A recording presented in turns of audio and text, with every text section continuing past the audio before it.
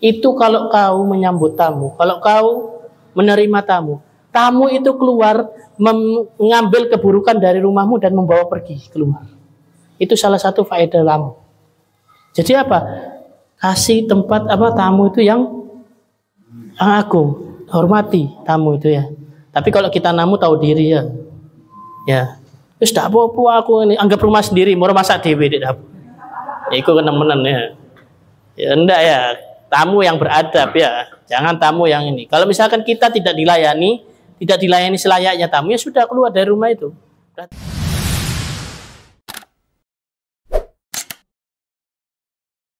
Lana illa ma 'allamtana innaka antal alimul hakim. Rabbi shrah li sadri wa yassir li amri wahlul 'uqdatam min lisani yafqahu qawli amma ba'd. Alhamdulillah kita dikumpulkan malam ini di majelis yang penuh barakah ini, dan mudah-mudahan Allah Ta'ala mengguyurkan rahmatnya hari ini dan selalu mengguyurkan rahmat kepada kita sehingga kita selalu di jalan yang benar. Amin. Salawat serta salam mudah-mudahan tercurah pada Nabi Sallallahu Alaihi Wasallam. Alhamdulillah yang dari pengajian sebelumnya ya sudah lama libur ya. Ada wae alasannya biasanya. Nah, yang sakit, yang ini, ya itu. Nah, ya, alhamdulillah saya bisa kembali lagi, bisa mengkaji ulang tentang Nasha'ih Diniyah ini karangan Imam Haddad. Dan seperti pengajian sebelumnya kita membahas tentang tetangga, yang dimana bahwa salah satu perkara agung di dalam Islam ini banyak ya, dan salah satunya yaitu tetangga ya. Tetangga, tamu, ya. Dan di sini masih belum dibahas tamu. Saya bahas sedikit tentang tamu, bahwa tamu itu sama hadisnya seperti hadisnya tetangga. Kalau Nabi SAW, kana yu'minu billahi wal yawmil akhir falyukrim dhaifahu. Hadisnya hampir sama. Cuma bedanya cuma belakang, dhaifahu, memuliakan tamunya. Maksudnya memuliakan tamu gimana?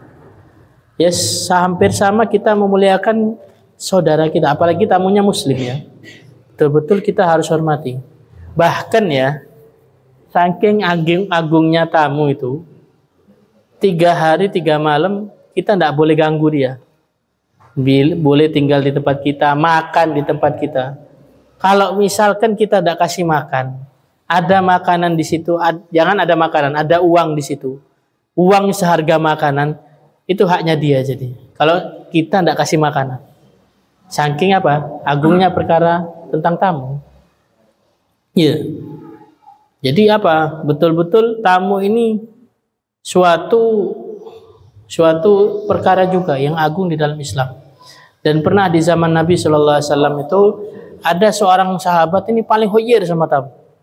Paling nganu sama tamu tuh. Tamu jam berapa wae disambut. Disambut. Sampai istrinya itu mangkel. Kan sing masak bojone.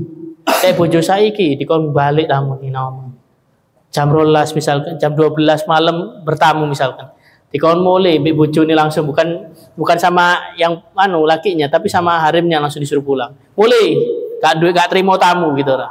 Jam 12 namu gak duwe utek ya. Kalau zaman dahulu ada sahabat seperti itu. Jam berapapun diterima sampai istrinya mangkel. Wah ngomel. Namanya perempuan dari dulu sampai sekarang ngomel intinya. Mas kok iki apa tamu kesel aku ini jam 12. Duduk tambah soge tambah kere gitu lah. Wis kere tambah kere gara-gara tamu tiap hari datang katanya. Si sabaro. Iki tamu iki agung ki. Yo agung sih agung, tapi ndak usah bendino. Ya. Bojone ngamuk terus sampai dia tuh sumpek juga hatinya dan mikir omongan bojone bener pisan yo. Kesel pisan lek bendino kena tamu ya. Akhirnya itu ngadu sama Rasulullah SAW. Ya Rasulullah, istriku kayak gini ya Rasulullah. Ada tamu, ada ini. Dia itu kayak mangkel gitu Rasulullah. Soalnya Tiap hari aku kedatangan tamu. Tiap hari Soalnya dia masakkan, dia capek ya Rasulullah. Baik, katanya Rasulullah. Nanti besok katanya, ana mau bertamu. Dan istri ente lihat kalau pas ana lagi pulang. Pas mau pulang istri ente harus lihat. Oh, naam ya Rasul, naam. Sudah dikabarkan sama istrinya. Ya namanya Rasulullah yang mau bertamu. Bahagia aja setengah mati. Oh, Rasulullah yang mau bertamu ke rumah. Sudah, bahagia ini istrinya, siap-siap masak akeh. Oh, Rasulullah besok mau datang. Sudah, datanglah Rasulullah SAW ke rumahnya. Disambutlah besar-besaran. Makan ini, makan itu, segala macam, apa segala macam. Sudah, apa?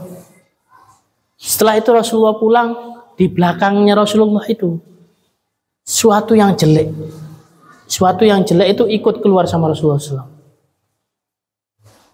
Akhirnya tuh ya kan sebagai tuan rumah, apalagi Rasulullah ya, ngantarkan ke rumah, ngantarkan keluar. Sudah, itu yang lihat istrinya, bukan dia. Yang lihat istrinya. Kok banyak, kenapa kok di belakangnya Rasulullah yang jelek-jelek, yang elek-elek, penyakit, berupa yang jelek lah. Orang tuh tahu kalau itu jelek. Sudah, besoknya ditanyakan sama Rasulullah, ya Rasulullah, apa yang di belakangmu waktu kau keluar? Itu kalau kau menyambut tamu, kalau kau menerima tamu, tamu itu keluar mengambil keburukan dari rumahmu dan membawa pergi keluar. Itu salah satu faedah tamu. Jadi apa? Kasih tempat tamu itu yang agung, hormati tamu itu ya. Tapi kalau kita namu tahu diri ya. Ya. Terus tak apa-apa aku ini anggap rumah sendiri, mau masak dhewe dik dapur. Ya iku kenemenan ya. Ya enggak ya. Tamu yang beradab ya, jangan tamu yang ini. Kalau misalkan kita tidak dilayani selayaknya tamu, ya sudah keluar dari rumah itu. Berarti orang rumah tidak menghendaki ya. Tapi orang seperti itu salah satu ciri munafik ya. Orang yang tidak mau terima tamu. Ya. Ono tamu, aduh kesel tamu warawet, aku metu. Ya. Tidak apa-apa terima meskipun sebentar, bilang sama tamunya minta maaf. Ana mau nerima inti. Cuma ana ada keperluan sekarang. Marah 24 jam kebuka, tak kira 24 jam ya. Jam 11 ditelepon, anak ingin apa? Udah ono, sempit dong. Ya, hati-hati ya, enggak apa, terima tamu itu seanunya ya. Tapi kalau misalkan dan tamu itu paling afdolnya tamu apa? Musuh, ya. Sama seperti tetangga, paling afdolnya tetangga musuh. Paling afdol itu musuh. Soalnya apa? Udah gremet di hati, itu yang bikin kita layani, itu yang bikin gede pahala nih. Nek kita sabar melayani punya tamu kita, musuh kita itu ya. Ya jadi itu. Nah sebelum kita membuka kajian, membuka kitab dan membahas lebih jauh tentang tetangga, mari kita niat seperti niat muhaddats. Bismillahirrahmanirrahim. Alhamdulillahirabbil alamin. Nawaitu ta'alluma wa ta'lima wa tadhakkura wa tadhkira wan naf'a wal intifa'a wal ifadata wal istifadata al hatha ala tamassuki bi kitabillahi wa sunnati rasulih wa du'a ilal huda wa dalalata alal khair ibtigha'a wajhillah wa qurbihi wa thawabihi subhanahu wa ta'ala ilahal warasahil ala kulli man karahata sindifil hadat lama ta'athara waslih lahu kulla syu'un wajud lahu bi afiyatul kubra hasin kana ghira wajaddid lahu fi kulli hinin karamatan wa fadlan ma syuhida mata athara abiya wal khairun sanawatan wariskan halim asyar masyara. Bismillahirrahmanirrahim. Wa fil hadits inna minal jiran man lahu thalathal huquq wa huwa jarul muslim dawul gurbah wa minhum man lahu haqqani wa huwa jarul muslim wa minhum man lahu haqq wahid wa huwa jarul ladhimmi. Nabi SAW bersabda, sesungguhnya tetangga itu mempunyai hak atas kita. Yang punya 3 hak yaitu tetangga yang muslim yang masih saudara kita. Itu punya 3 hak. Maksudnya 3 hak bagaimana nanti? Wa minhum man lahu haqqani wa huwa jar muslim. Ada yang punya 2 hak yaitu apa? Tetangga yang muslim yang bukan keluarga ya. Wa minhum lahu haq wahid wa huwa jar dhimmi. Yang ada punya 1 hak yaitu apa? Tetangga yang kafir yang dhimmi. Kafir ini ada terbagi ada 2 ya. Ada kafir dhimmi, ada kafir, oh enggak, ada 3. Satunya lupa nah. Satu kafir dhimmi, satu kafir harbi, satunya kafir muahad ya. Ini kafir dhimmi, kafir yang dimana dia tetap kafir, cuma tidak memusuhi muslim. Ya. Dan dia tidak musuh sama muslim, bersahabat sama muslim. Kafir yang kafir harbi jelas yang dia memusuhi muslim ya. Nah, kafir muahad ini apa Ustaz? Oh ya, kafir yang dia itu perjanjian sama Islam, minta perlindungan dari muslim. Ya. Mendekati harbi lah. Dia ini tidak suka muslim, cuma dia minta perlindungannya muslim. Kalau kafir dhimmi ini kafirnya bersahabat. Tidak iker-ikeran sama muslim. Tapi kalau kafir muahad ini dia minta perjanjian, maksudnya minta perlindungan muslim, tapi dia tidak suka muslim. Ini ya kebanyakan ini Yahudi seperti ini, kafir muahad. Tapi kalau Yahudi yang sekarang nih ya harbi mungkin ya. Nah, ini maksudnya 3 hak, 2 hak, 1 hak ini apa maksudnya? 3 hak maksudnya apa? Yang lebih utama dari yang lain ya. Yang lebih utama tetangga kita yang keluarga dewe, misalkan adik kita, kakak kita, saudara kita, tante apa segala macam masih tetangga kita. Misalkan kita punya sesuatu yang lebih parah kita kasih ya rumah keluarga kita, tetangga yang keluarga, meskipun paling ujung kampung dewe, tapi satu kampung ya tidak apa-apa. Syaratnya jadi tetangga itu apa sih? Tetangga itu apa sih? 40 kanan, 40 rumah kanan, 40 rumah kiri, 40 rumah depan, 40 rumah belakang, itu tetangga. Ya. Itu disebut tetangga. Bukan cuma sak kampung toh, ya. Tapi tetap tetangga ya. Kadang orang sekarang salah. Oh, lek iki tonggoku sak kampung. Lek sak kampung diwara tetangga, lek beda kampung diwara tonggoku iki. Itu tetangga juga. Makanya kalau kita baca rotib atos, rotib haddad, yang beruntung itu bukan cuma kita. Tapi yang paling beruntung kita di rumah.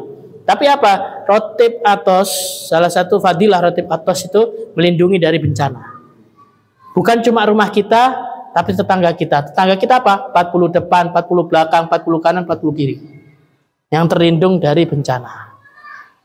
Ya. Jadi itu termasuk apa? Dibilang apa? Tetangga. Ya, 40 rumah itu ya. Jadi mereka punya hak ya. Misalkan kita punya tetangga kan banyak ya. Misalkan dari gang 1 sampai gang 7.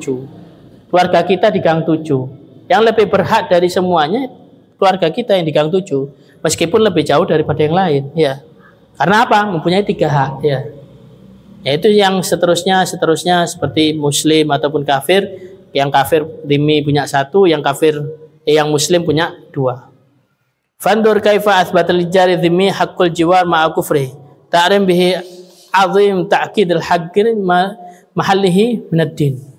Nah, lihatlah kata yang haddad, bagaimana perkara tetangga ini betul-betul mulia di dalam Islam.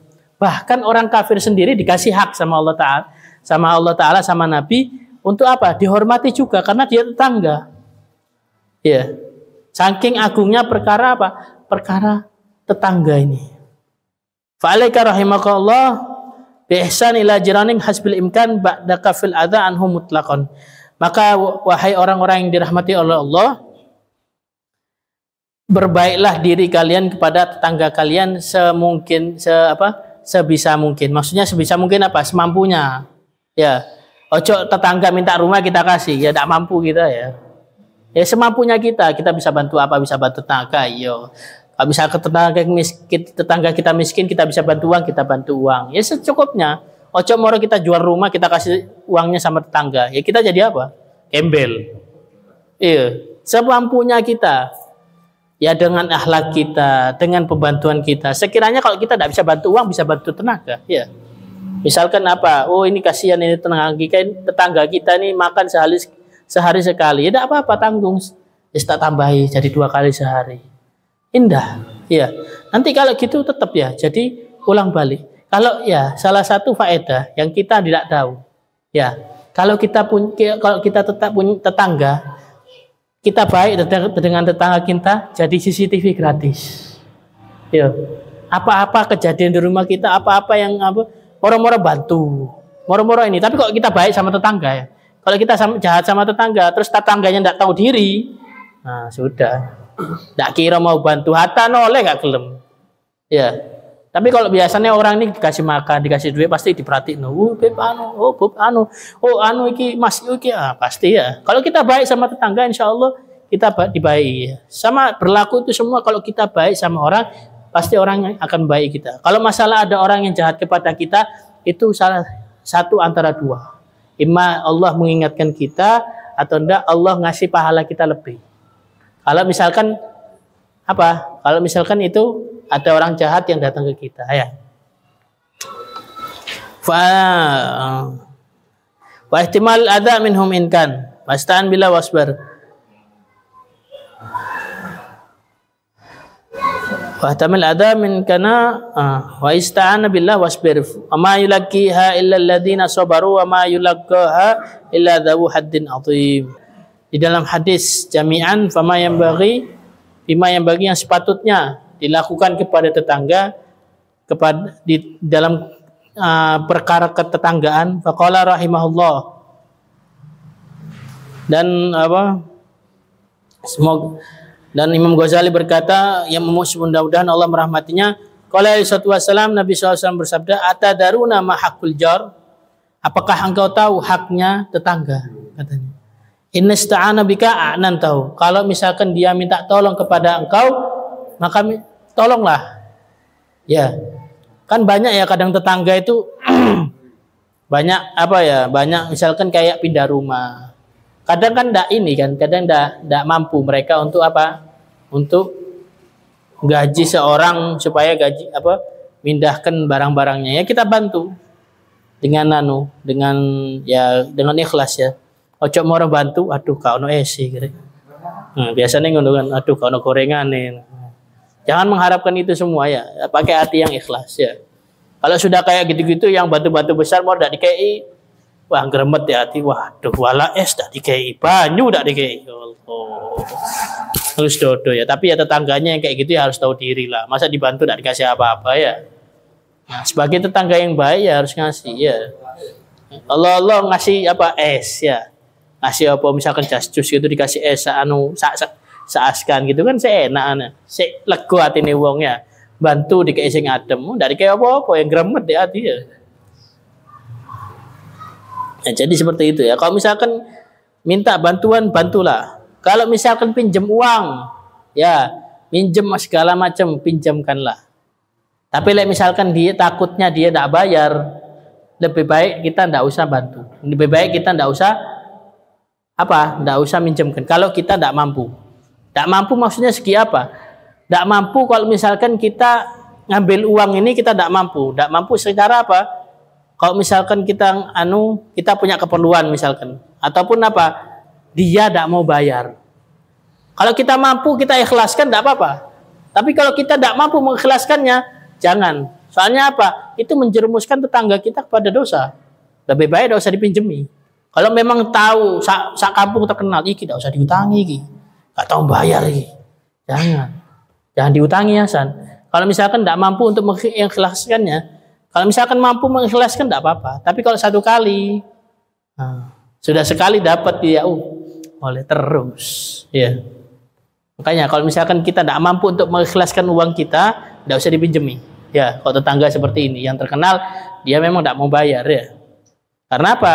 Nanti kita membantu dia masuk neraka, tidak bisa. Yang kasihan ya. Orang-orang seperti ini kadang-kadang tidak sadar. Uangnya orang dia makan, orang kesusahan, uangnya ada di dia tidak mau bayar utang ya. Lebih baik kita tidak usah pinjemi kalau memang kita tidak mampu untuk mengikhlaskan uang itu. Kalau Imam Syafi'i ini terkenal. Zaman dulu paling senang minjamkan uang. Karena apa? Karena minjamkan uang ya. Ini salah satu pahala minjamkan uang ya. Minjamkan uang sama kita bersedekah. Pahalanya sedekah itu dibalas 10 kali sama Allah Ta'ala. Kita ya. Tapi kalau kita minjamkan uang, pahalanya dibalas 19 kali sama Allah Ta'ala. Jadi apa? Lebih agung kalau kita ngutangi orang. Soalnya apa? Salah satunya, apalagi kalau kita butuh.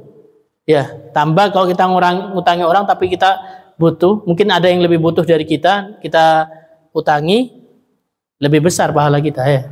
Jadi itu. salah satu fadilah untuk ngutangi itu. Cuma ya gitu ya, kadang ada yang enggak tahu, ada yang tahu diri, ada yang enggak tahu diri ya. Tapi memang apa ya? Kalau orang tuh dia baik ya, salah satu ciri orang baik apa? Dia itu kalau ada utang, dia kepikiran dia terus cepat bayar ya. Mengutamakan utangnya daripada apa? Kesenangannya dia. Ya. Ya, kesenangannya dia. Jadi apa? Kalau misalkan kita melihat orang seperti itu, jangan tidak apa-apa utangi, supaya bisa jadi ladang pahala kita seperti itu ya. Wa iftaqartu jutta alaihi, kalau misalkan dia miskin, dermawanlah kepada dia. Ya dermawan apa? Dalam segi apa? Tidak harus uang dermawan itu. Bisa bantu tenaga, bisa kita kasih makan. Ya, misalkan kita masak gulai, kasihlah beberapa untuk mereka. Misalkan masak gulainya itu ya kasih 1 mangkok buat sekeluarga gitu ya. Moro kurang kisah mene muncalno. Wis dikei sik jaluk, sik kurang. Kadangnya ada orang enggak tahu diri ya seperti itu ya. Dan banyak zaman sekarang ya. Wis enggak usah ngei lek titik gawe opo. Kan kayak ngrasakno aku iki masak iki lho, pene lho. Mungkin enggak kadang pusat menit tuh ayo bos balik no ayo. Terus apa kadang seudonnya tetangga ki balik ngei ki jaluk balesan biasanya.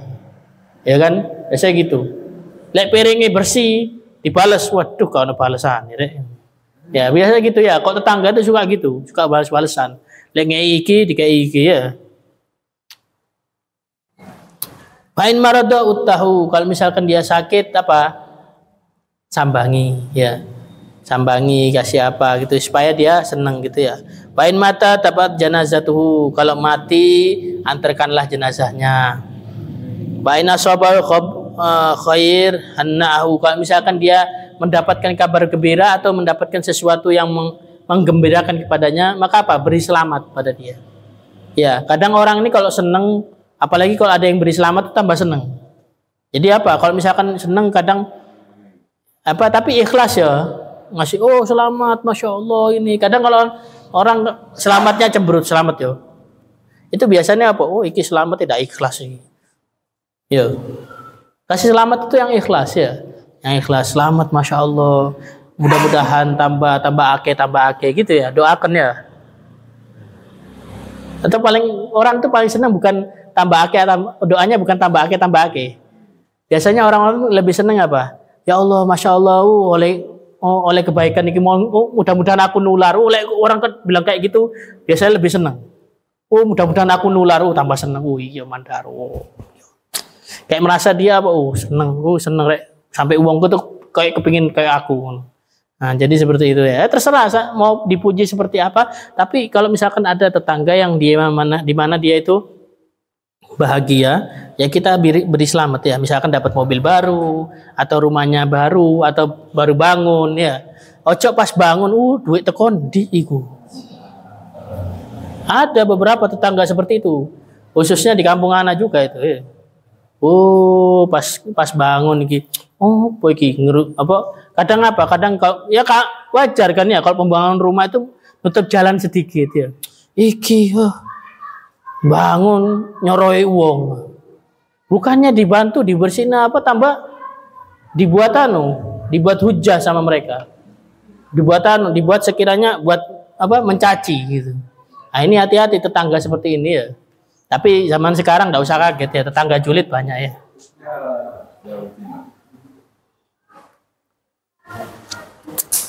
Wa in asabtahu musibah azzaitahu. Kalau misalkan dilanda musibah, kita apa? Kita jenguk dia, kita kasih apa? Ditenangin lah, iya sabar, ikut cobaannya Allah, ini. Kita kasihan ya, kita hibur hatinya. Kalau misalkan mendapatkan musibah ya, pas dihibur, tapi dihibur ini kapok. Nah, jangan kayak gitu ya, Kalau hibur tuh yang ikhlas. Mari habis menghibur pas mulai kapok. Hilang pahalanya ya. Wis mari hibur hatinya udah ini, wis nangis-nangis tetangga ini terima kasih. Lah kok metu tuku opane kapok.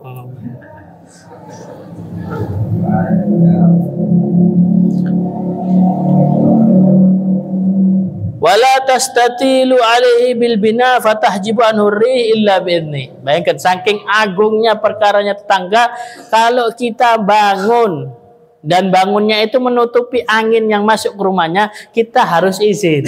Nah, saking agungnya perkara tetangga. Dan salah satu kalau misalkan orang kafir nih kalau misalkan zaman dulu zamannya Rasulullah itu tidak boleh lebih dari 2 tingkat, ataupun tidak boleh lebih dari bangunannya orang Muslim. Orang kafir zaman dahulu ya. Itu dhimmi ya, dhimmi sama muwahhad ya. Itu tidak boleh lebih. Nah, kalau zaman sekarang orang kafir lebih tinggi bangunannya daripada orang Muslim ya. Naudzubillah ya. Itu sampai agungnya perkaranya tetangga, sampai angin yang masuk ke dia itu kalau kita mau nutup izin. Kalau sekarang enggak. Penting itu masih batas bangunannya dia sikat ya. Mau tahu, kok zaman sekarang enggak mau tahu ya. Wala tu'dihi, jangan diganggu tetangga itu, enggak boleh diganggu. Wa in istaraita faqiha fahdilahu, kalau misalkan kita beli sesuatu kasihlah sedikit. Ya. Kasih sedikit, sekiranya dia bisa merasakan ya. Dia sama keluarganya merasakan ya. Wala tu'dihi bil quttar. Janganlah kalian mengganggunya dengan sesuatu yang jelek. Apa misalkan buang sampah di depannya ataupun segala macam yang dimana itu yang perkara yang tidak ngenaken ya. Yang sekiranya buat tidak ganggu buat kita tapi ganggu buat dia ya. Misalkan kadang orang kan tidak tahu kan, moro-moro naruh barang di depan rumahnya tetangga. Kan kadang kalau tidak izin kan mangkel orang tetangganya. Ki sapa iki moro-moro nekek gini iki. Ya apa aku ya apa ya, kan gitu ya. Nah, kan gitu. Jadi ataupun naruh tempat sampah meskipun di tempatnya kita tapi baunya sampai ke tetangga. Nah, itu hati-hati ya. Adrik ilna taghrif lahu minha. Atadaruna ma haqqul jar walladzi nafsi biyadi la yablughu haqqul jar illa man rahimahullah. Intaha. Apakah kau tahu haknya tetangga, kata Nabi? Walladzi nafsi biyadi, aku bersumpah atas jiwaku yang berada di tangannya. Tidaklah sampai haknya tetangga kecuali orang-orang yang dirahmati oleh Allah.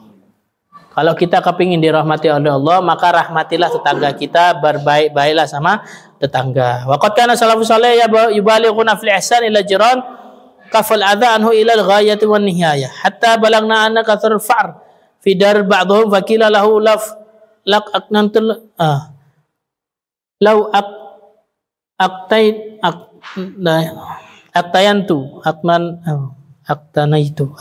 aktanaitu hirran faqala akhaf ayyahrabu al-fa'r minhu illa diyar al-jiran fa kaifa dzalika min al-ada'i lahum. Salafun salih dulu saking mengagungkan perkaranya tetangga, saking merhatikan tetangga tentang ganggu sampai apa? Pojok ke pojok. Maksudnya pojok ke pojok itu apa? Betul-betul memperhatikan. Di dalam sesuatu kejadian pernah ada salah satu seorang ulama, rumahnya ini Rumahnya ini kebanyakan tikus. Banyak tikus, disuruh sama orang, wahai Syekh, pelihara kucing supaya lari semua tikusnya di rumah itu. Apa jawabannya Syekh ini? Tidak apa-apa, tikus di rumah anak. Nanti kalau misalkan anak pelihara kucing, tikus itu larinya ke rumah tetangganya anak, kasihan tetangganya anak. Sampai seperti itu. Saking memperhatikan perkara tetangga. Tidak apa-apa rumahnya rugi, penting rumah tetangganya jangan sampai rugi. Ya. Jadi ini betul-betul orang-orang yang dirahmati oleh Allah adalah orang-orang yang dia memperhatikan tetangganya. Wallahu a'lam. Mudah-mudahan yang sedikit manfaat dan mudah-mudahan ilmu yang kita dapatkan malam ini bermanfaat dari hari ini mulai sampai liang lahat. Amin amin ya rabbal alamin.